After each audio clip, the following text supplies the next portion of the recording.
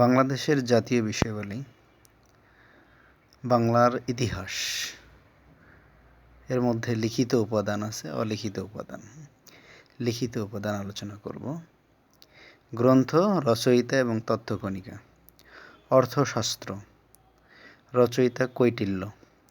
রজত রঙ্গিনী, রচয়িতা কলহন।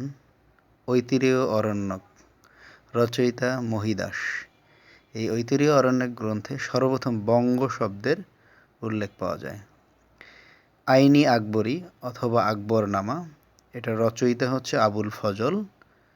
এই আইনি আকবরী গ্রন্থে প্রথম দেশবাচক বাংলা শব্দ ব্যবহার করেন।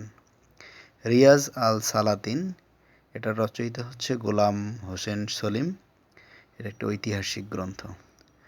সুমাকিয়েন, রচয়িতা ঐতিহাসিক দলিল, ভারতীয় প্রথম শতকে। অলিখিত উপাদানের মধ্যে প্রাচীনকালে তামার পাত্রে লেখা শাসন, এটাকে বলা হচ্ছে তাম্র শাসন অথবা তাম্রলিপি। প্রাচীনকালে এদেশে পরিব্রাজক, রাষ্ট্রদূত অথবা পর্যটকরা ভ্রমণ করতে আসতো। প্রথমে আসেন মেগাস্থিনিস। দেশ হচ্ছে গ্রিস। আগমন 302 অব্দে চন্দ্রগুপ্ত মৌর্য এর দরবারে। তিনি ভারতীয় ভূমধ্যদেশের সম্পর্কে গ্রন্থ লেখেন, সেটার নাম ইন্ডিকা। দ্বিতীয় আসেন ফাহিয়ান। ফাহিয়ানের দেশ হচ্ছে চীন। আগমন প্রথম চৈনিক হিসেবে গুপ্ত যুগে দ্বিতীয় চন্দ্রগুপ্তের আমলে ভারতে আসেন।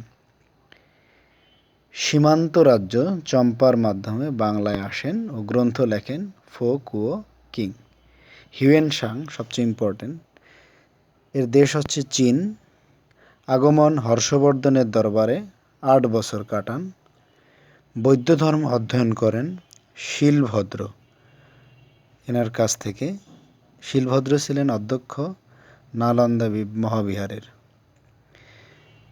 হিউয়েন-সাংয়ের গ্রন্থ হচ্ছে সিদ্ধি।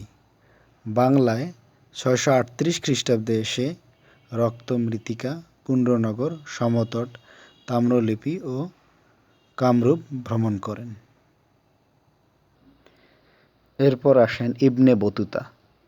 ইবনে বতুতার দেশ হচ্ছে মরক্কো। তিনি ভারতে আসেন 1333 সালে।